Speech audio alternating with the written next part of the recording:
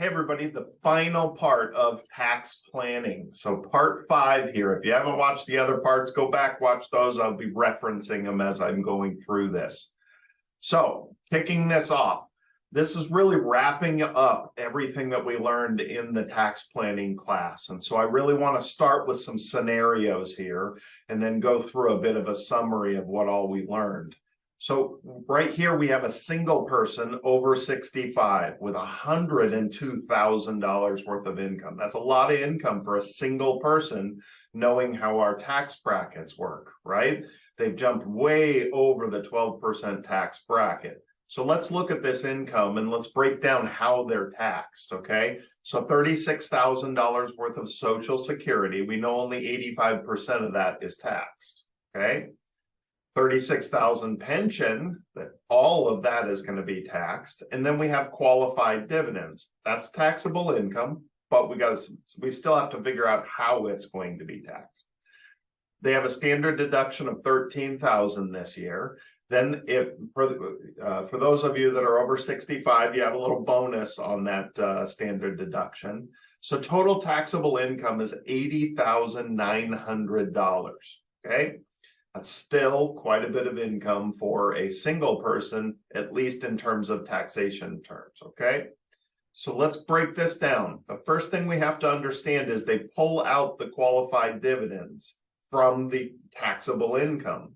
So instead of 80,900, we have 50,900 in taxable income, okay? So now we look at this and say, okay, the first 11,000 is taxed at 10%. Then from 11 to 44, it's taxed at 12%. And then the rest of it, this remaining $6,000 is taxed at 22%. That doesn't look too bad. Just a little bit over that 12% tax bracket. Doesn't look too bad. But we still have that 30,000 in qualified dividends that we have to tax. So what happens with that is pretty simple. It gets pulled out of the ordinary income and moved into a separate tax bracket. And this tax bracket starts where we left off with the ordinary income. So now we look at this taxation. We filled that 44,625% zero tax bracket.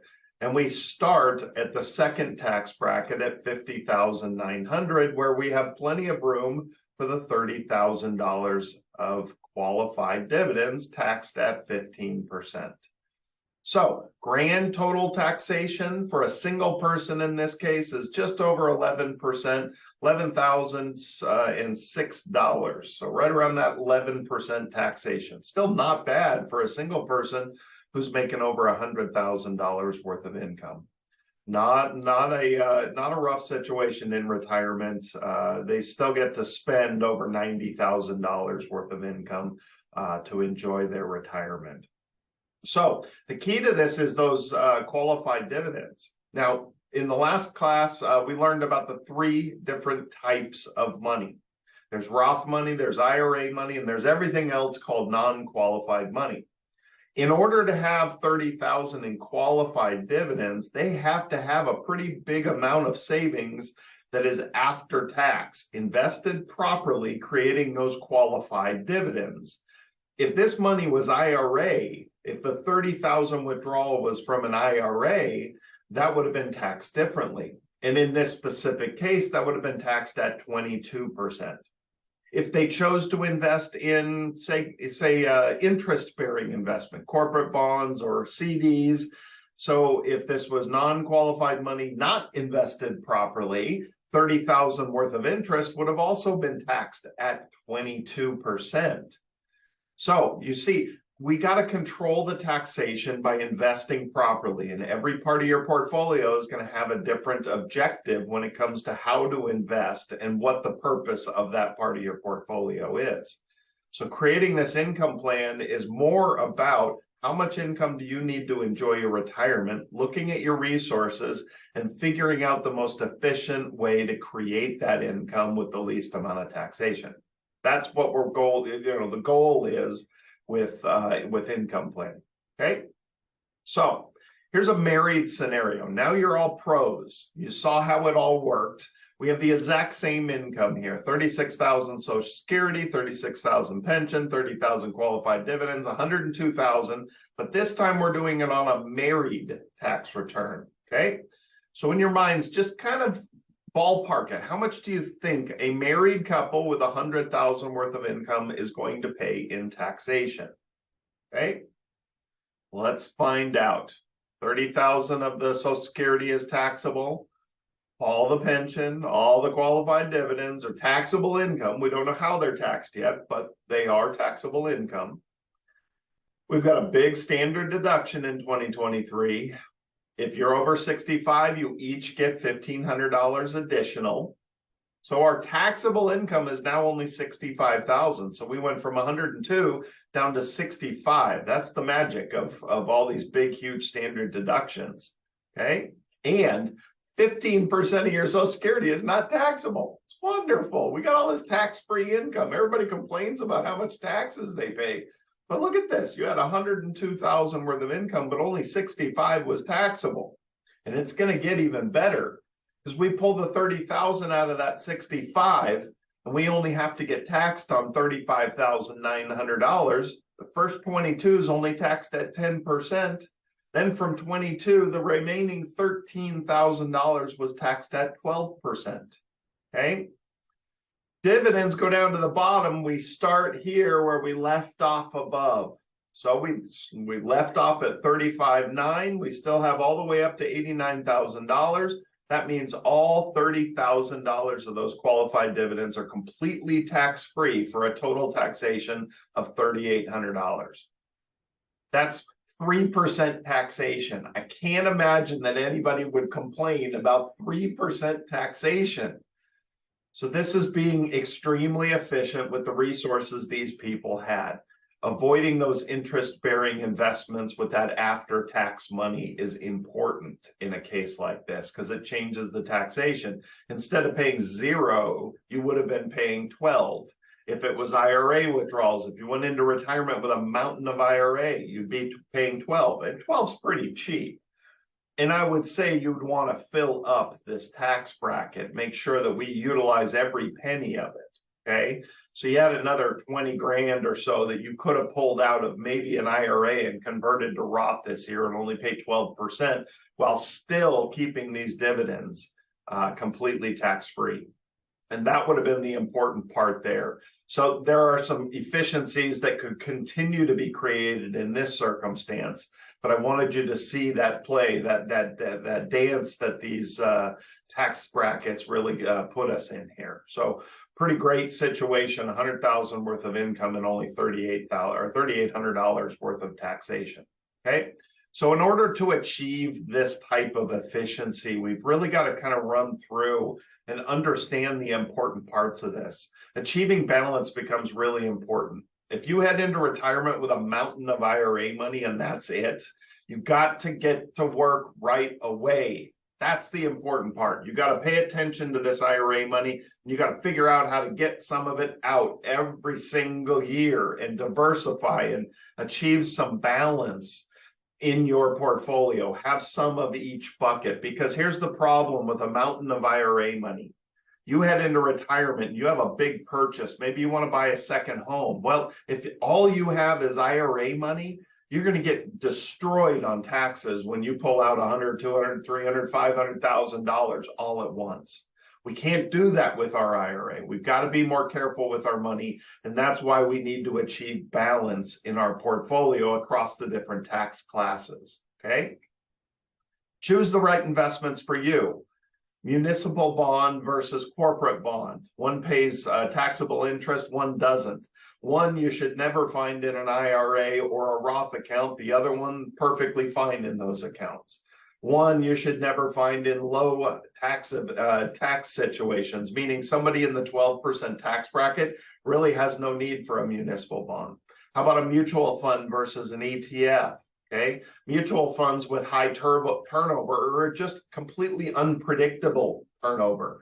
That pandemic crash caused a lot of problems in mutual funds because the portfolio managers within hit sell and everybody got big taxable events. So you can't control the taxation in your mutual funds, whereas ETFs you have a much better chance of controlling that taxation, because they say we own this and we don't pay for a manager to buy and sell. So we're not going to churn the portfolio.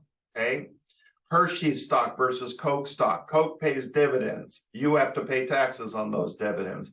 Hershey's takes their profits and buys back shares, increasing the value of each share.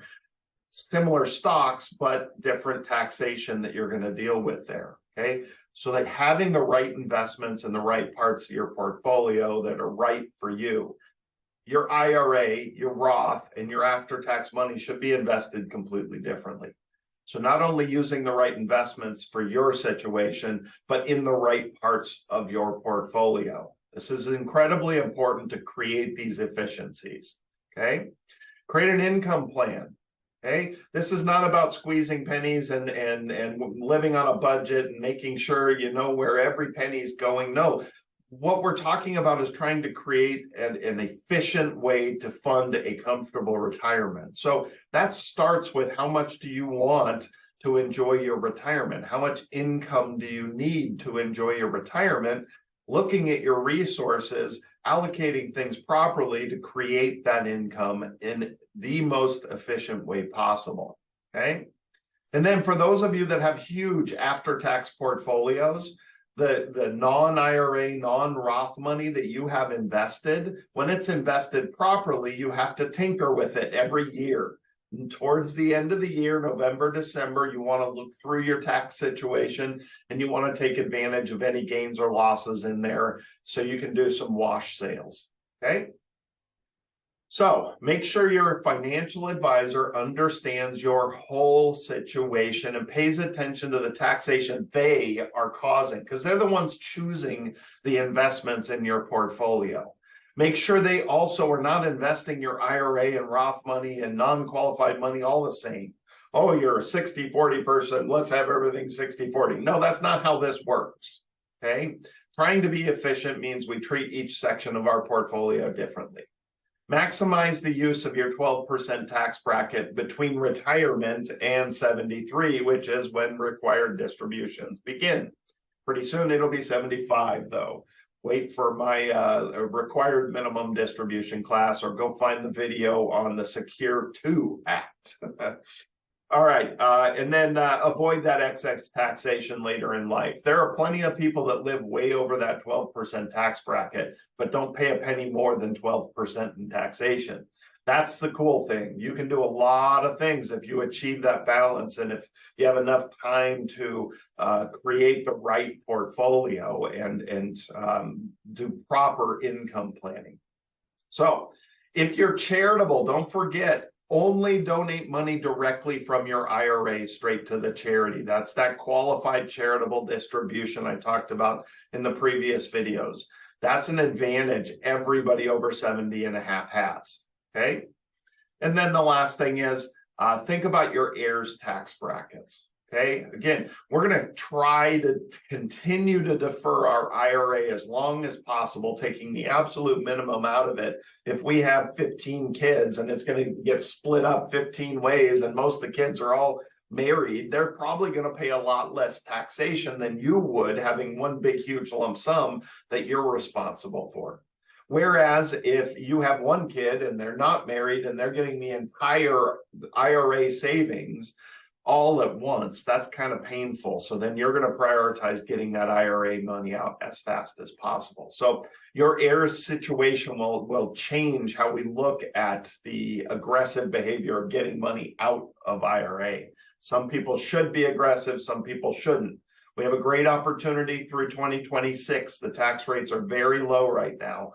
So take advantage of this and pay as much 12% taxation as possible. All right, that wraps up our tax series here. So plenty of other videos on other tax topics, very specific topics, but I've got this five video series that was my full tax class that I do every year, and it breaks it down in nice little chunks. So hopefully you enjoyed it. If you need help with any of this, we can always help out. Happy to connect and spend some time chatting with you. Just give us a call or shoot us an email. If you haven't yet subscribed to our channel, we're putting out 2, 3, 4 videos every single week. So we try to continue this education and adding good, useful information every single week. Thanks again. See you next week.